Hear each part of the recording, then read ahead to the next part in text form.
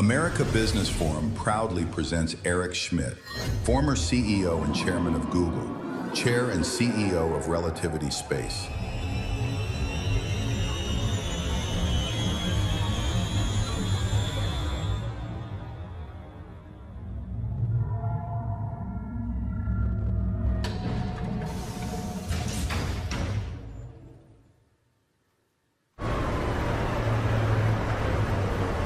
Welcome to America Business Forum.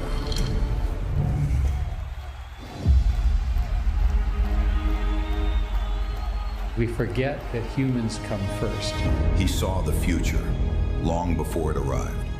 A pioneer who shaped a large part of our digital age, who turned algorithms into revolution and technology into global transformation. Former CEO and chairman of Google, and now a global leader in the artificial intelligence industry. Tonight, America Business Forum presents Eric Schmidt.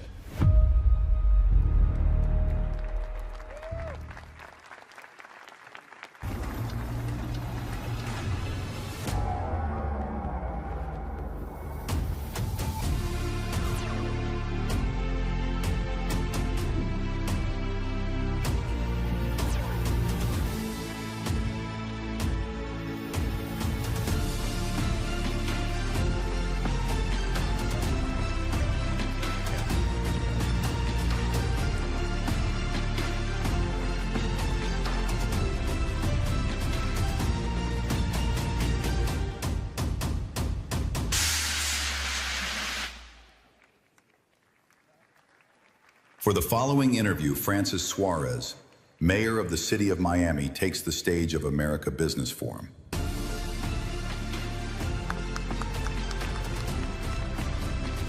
You good? He's unflappable. He didn't even move when the smoke went up.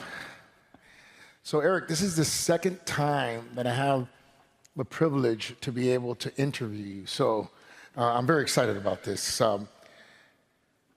By the way, Mayor, I have to interrupt. I'm very interested in Shakespeare sonnets, so I just wrote one. It's about you. Okay. It's entitled Upon the Excellence of Mayor Suarez.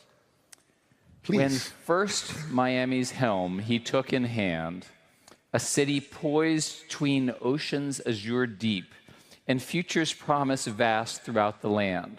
He sowed where others scarce had dared to reap. With vision bold as conquistadors of old, he brought forth commerce, tech, and innovation's art, made Miami shine as cities wrought of gold, and placed our fair metropolis apart. It continues, don't worry. Okay. Through tempest's rage and plague's most grievous tests, he stood as a bulwark against adversity's tide, led his citizens with courage in his breast, and made our city known far and wide. So shall his legacy in marble stand, the mayor who raised Miami's fortune grand, Mayor Suarez.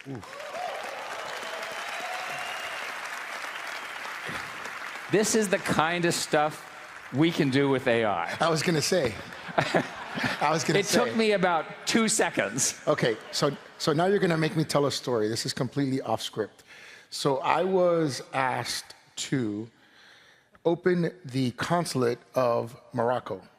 Now, usually, as you know, Eric, when we go to events, we get talking points. People give us talking points and all that. And so I had not been reading my talking points lately. So I've been telling my staff, why don't you just give me 1 or 2 bullet points wherever I go, and I'll weave a story into it. Well, I go to, open up the consulate of Morocco, and there's only 2 bullet points. Bullet point number 1 is that there's direct flights to Casablanca. Bullet point number 2 is that it's the 3rd consulate in America for Morocco. Not that much to go on, right? So as I'm being introduced, I literally pull my phone out of my pocket, and I have the ChatGPT prompt on the phone, and I speak into the phone. I would use Gemini. Of course, I have the Gemini prompt. That's what I meant. Yes, of course, I meant Gemini, of course. I have the Gemini prompt, and I speak clearly into the Gemini prompt. Stand corrected. Know your audience, KYC. So I have the Gemini prompt, and I say, pretend you're the mayor of Miami and you're about to open the Moroccan consulate. And you only have 2 facts. Fact number 1 is there's direct flights to Monaco. Pretend you're the mayor of Miami. Pretend you're the mayor of Miami, right? Okay. Fact number 1 is direct flights to Casablanca. Fact number 2, it's a 3rd consulate opening in the US. What would you say? Before they finished introducing me, and before I walked to the stage, Gemini had written this entire speech for me. I read it word for word. People were crying, laughing, hugging me. You know our country so well, Mr. Mayor. How have you known about us so much and so deep? So yes, thank you for that incredible signing. So true story, by the way. And one more piece of congratulations, which I'm sure you'll appreciate. No one has ever done an American Business Forum at this scale in America. This is an innovative mayor as well. And I really want you to think about doing this all around America, because business is what we do, and America's growth depends on the kind of things we're talking about today. What's interesting is that about 3.5 years ago, maybe 4 years ago, there's a moment in San Francisco where people realized that these models could write, and boy, could they write. Oh, yeah. That's a real discovery moment. It's one of those historic moments in history, similar to physics and chemistry and things like that. It's incredibly disruptive, and I appreciate the comments. And of course, it's a team effort. Nacho, whose vision it was to bring it from Uruguay. Sergio, who's our big investor. Where are you, Sergio? You're here somewhere, I'm sure. He'll be here any minute. Steve, who helped me, my cousin, who helped me put this together. But let's get back to the interview. You know, Eric, you're obviously a world-renowned figure and tech pioneer. Did you have an inkling that you were destined for greatness? What was it about you, about your DNA? Was it your tenacity? I mean, what is the sort of the components of you that made you supersede? I think the most important thing to say, anyone who's on stage here, start with luck. I was lucky to be born now. I was lucky to be born in America. My parents were academics. I had an awful lot of people who helped get me through the various stages of life. One of the things that we, who are now older, owe the younger people is to give them the same opportunity. Right? It's really important. And I was thinking about what should be a theme for this audience. And everyone in America is obsessed about everything except for one thing, which is the human talent. Right. And the human talent of America is why we are exceptional. Focus on humans. Focus on their education and their culture and their development and their curiosity and their energy and their tenacity and so forth, and help them with the various travails that happen in life.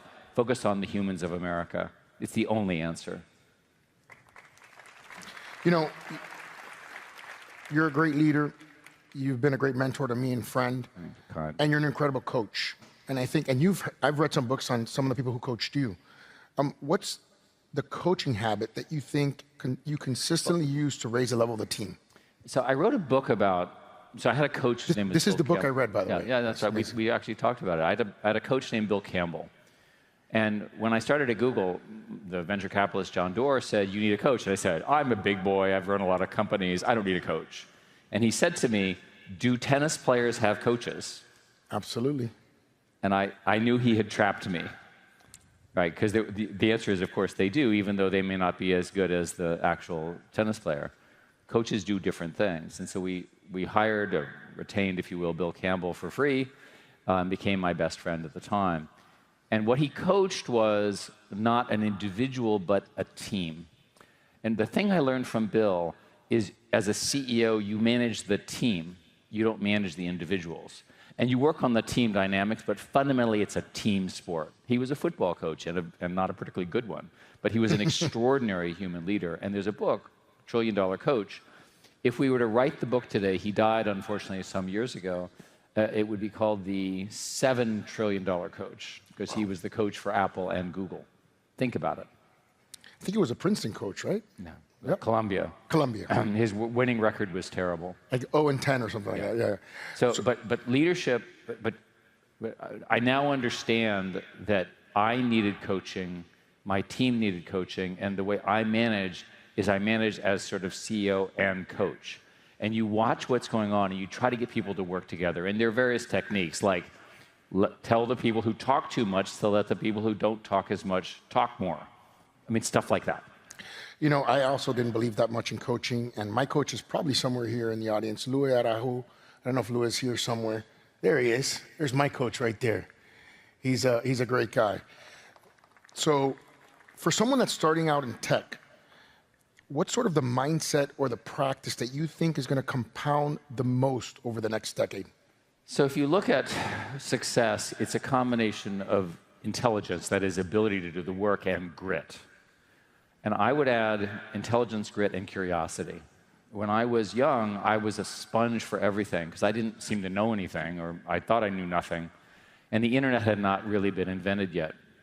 It was just getting started. And so we didn't have the resources we have today. If I were a 16 or 18-year-old or 20-year-old, whatever, right now, I would be online all the time just learning because I would be curious and I want to know everything. Mayor, tell me about yourself. Tell me about your family. Tell me what you do. How did you get here? What are the problems? And I trained myself to look at businesses and say, how do they work? Right? Like, how does this place work? How did you fund this? What was it your idea? Who did you work with? Pain. But that's grit, right? So you have to have the intelligence. I have all sorts of friends who are brilliant who can't get through the day, right? They wake up, they have an idea, they have another idea. Nothing happens with them. It's the people who have an idea that's very clever and they have the tenacity to push it.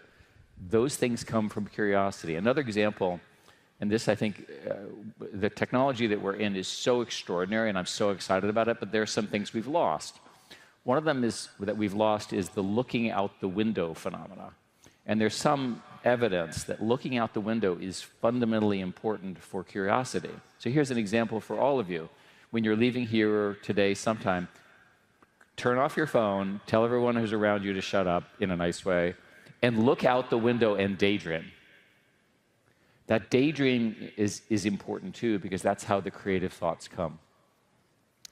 Yeah, amazing. I mean, look, I think for me, failure has always been a great teacher. Pain, as we said. What are the sort of high-quality failures that you've had in your life that you think have sort of permanently changed how you think about the world or how you lead? I think when you're running stuff, you make lots of mistakes. So I hold myself responsible for not getting ahead. We had the technology to do what Meta is doing now, and we didn't implement it fast enough. Right? That's what I hold myself responsible. Sure. But in general, if you just keep pushing, it works. And one of the key ideas about success is just keep doing stuff. What happens in organizations, especially if I can be honest, in middle age, is everything becomes sort of normal. And I was interested in the innovation culture of America. Ken Burns is a friend of mine, and I was watching him, and he was asked, "Is America in crisis?" And he said, "Oh, I think it's in perpetual crisis. We've always been disagreeing, and our revolution is the thing." So when you understand that the system is not designed to be static, it's designed to be dynamic, and it's a jump ball, then you can do it. I've consistently been slow to see that if I do self-criticism. And I've consistently assumed that stable systems were always stable. Humans can always change the system if you need to. Figure out a way to change it to make it a better place. You know, you've run a big company. I'm running $1.5 billion company, which is the city of Miami with 5,000 employees and 4 labor unions. The decisions that we make and that we've made affect thousands of people.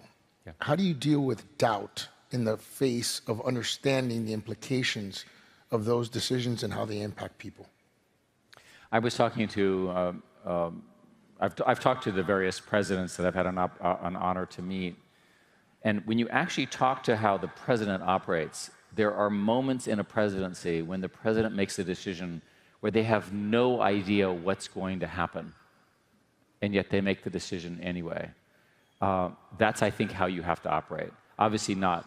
None of us have that kind of responsibility, thank God.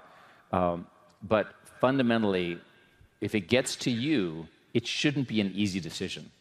The people who work for you should be able to handle these things. One way to think about it is the really complex problems are ones that you participate in, you lead the team, and you make a bet, and you iterate and iterate and iterate. All success is fundamentally a genius, and then iteration and essentially just constant evolution. And you're always failing, you're always trying things, that didn't work, and so forth. One of the geniuses of America is that people who can go bankrupt can be rehired and become hugely successful. Many of my favorite entrepreneurs, the first I didn't work, the second I didn't work, the third I didn't work, and the fourth, boom, right? So never stop trying. On a similar note, when a project is deeply uncertain, but potentially transformative, how do you communicate your vision and guide your team through that uncertainty? What I try to do is I try to frame the question correctly. Usually, if you can ask, so let's start with the basic principle. Don't tell people to do, ask what people want to do, right? But frame the question. Okay, this is what we want to do. What is the best idea? Because frankly, people don't like to be told what to do. They like to be asked, right? And the key leadership is to frame the question or the goal in such a way that everyone kind of gets it. A simple rule is you have to repeat it at least 20 times before people believe you. So I become very repetitive. Another thing I do, which may be going out of favor because nobody uses email anymore, is I'm constantly writing down, this is what I think, this is where we should do, what do you guys think, and so forth. So it's much more interactive. And the strategies evolve. And then you get some great product manager who can brilliantly expose the result of this process. But it fundamentally starts from saying, what is our goal? So we want to win. Okay, what does that mean? Another thing I do that works well is I start by saying, where will we be in 5 years? Humans are terrible at predicting past the next 12 months, right? If you force people to say, what will be true in 5 years, you get a very different answer. So here's an example. The cost of AI tokens, that is the delivery of queries, is going down by a factor of 10 every year. Amazing. So 5 years, 10 to the fifth, 5 to the, you can do the math. It's a very large number. What happens when the cost of my little sonnet is so cheap, it's just everywhere? Right. All in praise of you, Mayor. Of course. What does that mean? Think backward. Almost every business fails to understand the compounding of these technologies. You know, innovation is often referred to as managed chaos. Okay. How do you explain that sort of juxtaposition, that tension between managing and something that's somewhat organized or ordered in chaos? It has to do with the structure of goals. You want to think a lot about goal alignment. In corporations, it's pretty easy because everybody has stock options, they have a common goal. It's much harder in what you do because there's multiple goals. So if I were you, if I were running the city, which fortunately you're doing and I'm not, I would sit down and say, what are the real goals? Prioritize. Right? Healthcare, safety, economic growth, welfare, inward, and I'd measure them. Set the goals, measure them, articulate them, repeat, repeat, repeat. So how do you protect true innovation from the bureaucracy that inevitably grows around that success and can stifle that same innovation? In software, which is what I've done from 50 years, which is, I think, largely going away because AI is beginning to write software, my simple rule was that 3 people would invent something new, like the Chrome browser or the Android operating system or so forth, and then it would take 1,000 people to finish it. And I kept thinking, why do we need so many people? And there's this constant problem of every team, engineering team, management team, getting bigger and bigger. You want lean teams. The lesson over and over is lean teams. Another example, I have a rule with the companies I'm running now that if we do new things, you can only have 10 people, you can't have 11. When we go into a new country, you can have 10 people, but not 11.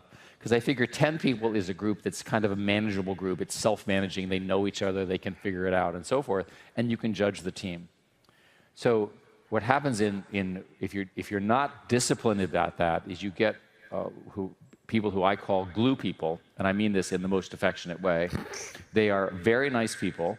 They glue person A to person B, and you discover you don't need them. Person A can talk to person B without the person in between. Yeah. And that glue person slows everything down. So time to decision, quickness, small teams, and agile thinking is important. My experience in talking about this around the world is everyone goes like this. And this means I'm a human, and I'm breathing, and I'm listening to you. It does not mean I'm going to do anything. So if you hear these ideas, unless you implement the things I'm talking about, you won't get the benefit. Knowledge is not sufficient. You actually have to take the leadership. And that's when it gets tough, because you're talking about very protected groups, protected individuals, and so forth. The great business people know when to push those and when not to. And that's a judgment. So, of course, moving on to AI. AI is going to be the most powerful tool humanity's ever created. It's also potentially going to be the most dangerous. Let's watch this clip. A new age has begun, one not written in ink, but in code. This innovation, this arrival of this new alien incredible intelligence. Artificial intelligence, the most powerful tool humanity has ever created, and perhaps its greatest test. The most important thing that's going to happen in about 500 years, maybe 1,000 years in human society.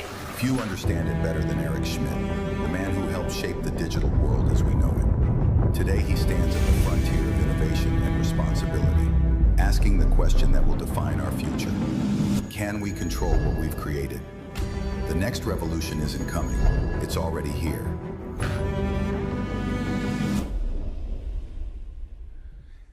So Wow, that's as good as my sonnet. What? Thank you. Good job. So I'm going to go a little off script, more provocative, I told you.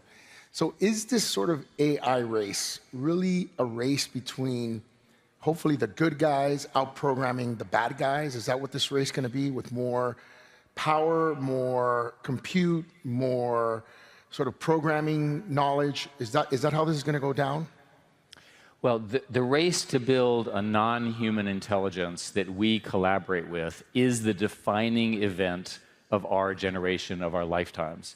It will color everything. The gains will be phenomenal.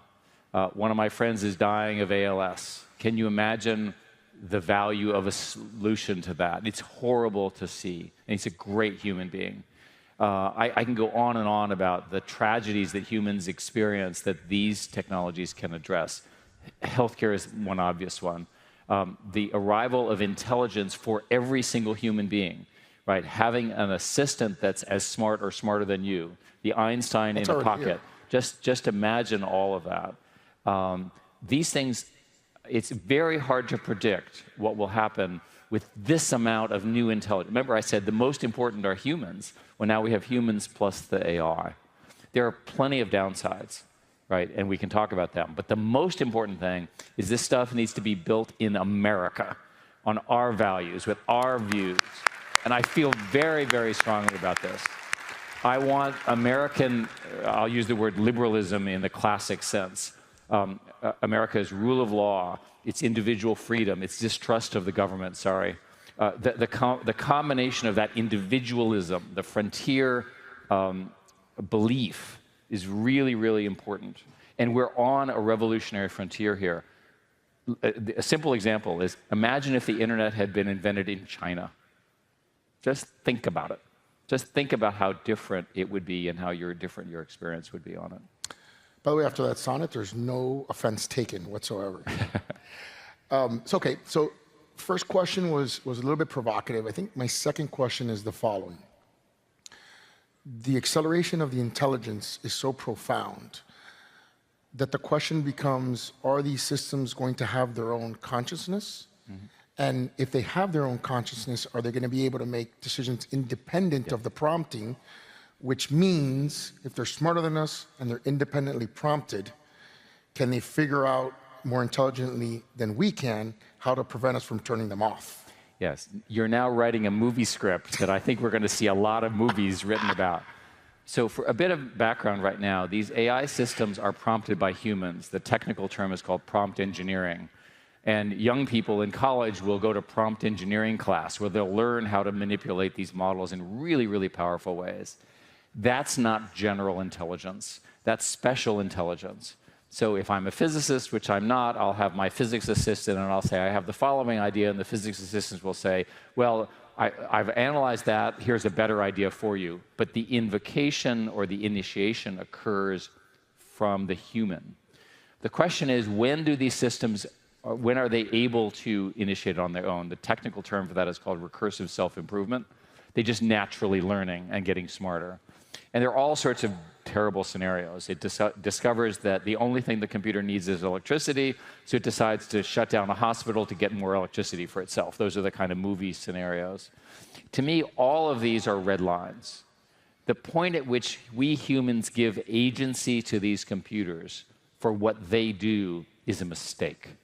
And I think collectively we need to define those red lines. Another example would be access to weapons. The last thing I want is an AI system making decisions about nuclear war, nor do any of us. That kind of thing. I have a bunch of questions from that. Because the problem is with that is certainly, and we see this sort of play out geopolitically, the US, we presume, will be responsible. The question is, how do we deal with people who may have this that are not responsible? Yeah. Well, number one. And I'll give a little bit of hope to humanity. This is the second time I interview Eric, by the way. And we talked about this the first time, just to give humanity a little bit of hope. Obviously, nuclear weapons have been around for a generation, but for the first time that they were employed, thankfully, you know, we've limited this technology to something that has not so far destroyed us. So I guess my question is, we can potentially have faith in our country, hopefully, to do the right thing and draw those red lines. How do we deal with the nefarious actors who may not be so ethical? We're going to have this problem. Every technology, I mean, when Alexander Graham Bell invented the telephone, it didn't occur to him that criminals would use it. I remember one day people said, did you know that there are criminals on the internet? And I said, who let them in, right? We didn't design the internet for criminals, and they showed up, right? So you have to assume the same thing is going to happen with this technology. And I think the most important thing is to put in the observational systems to watch for it. And we should be able to create surveillance systems within the internet to watch for bad actors, at least in the extreme cases. I'm worried about it for the following reason. In our lifetimes, in the next 5 or 10 years, every single human on the planet who has a mobile phone, cell phone, will have access to Einstein, Leonardo da Vinci, you know, whomever, in some form. We've never had that devolution of power. We've never had that decentralized empowerment of humans.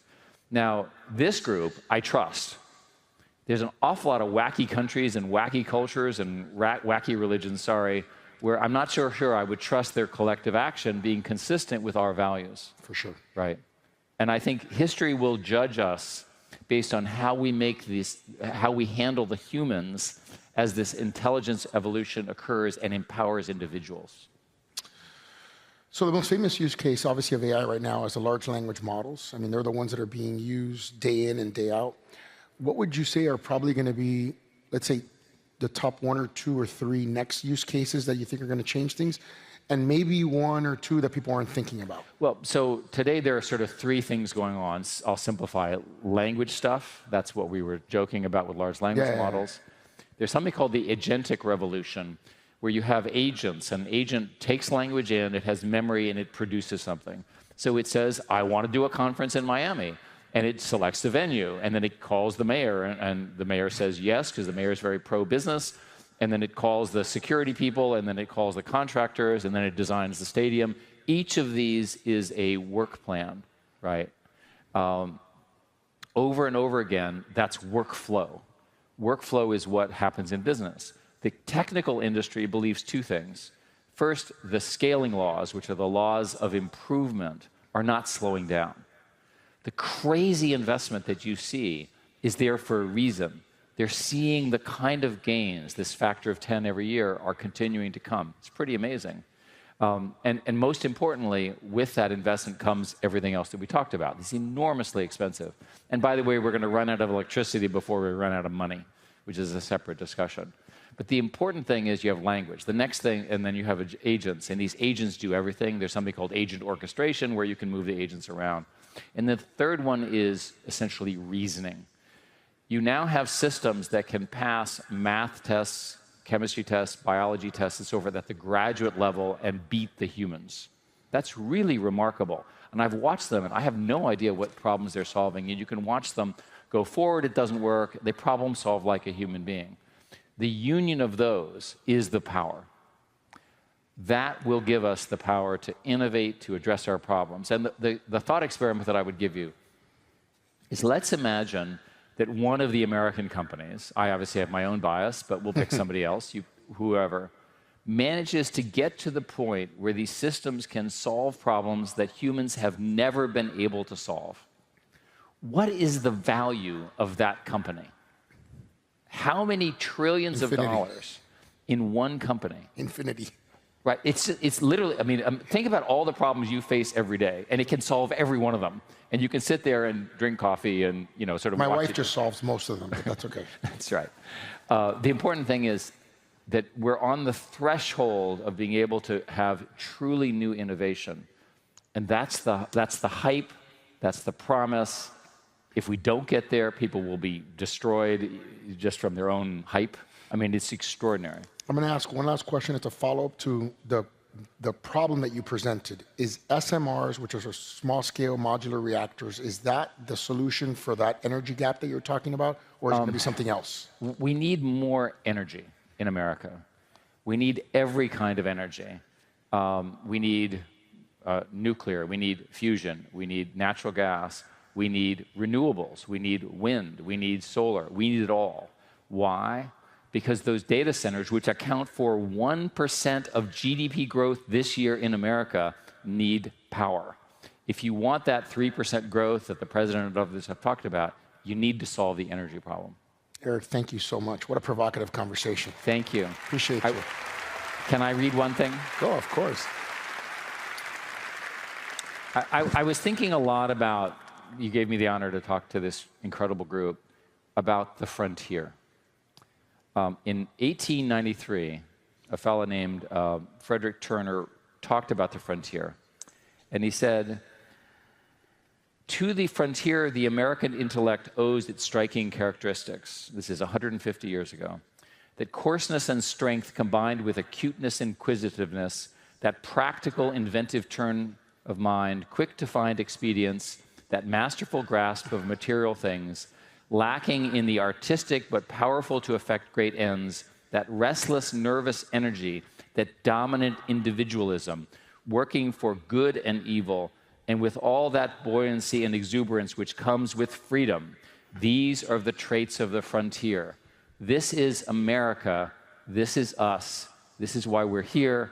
This is why you're a great leader. Thank you very much." That was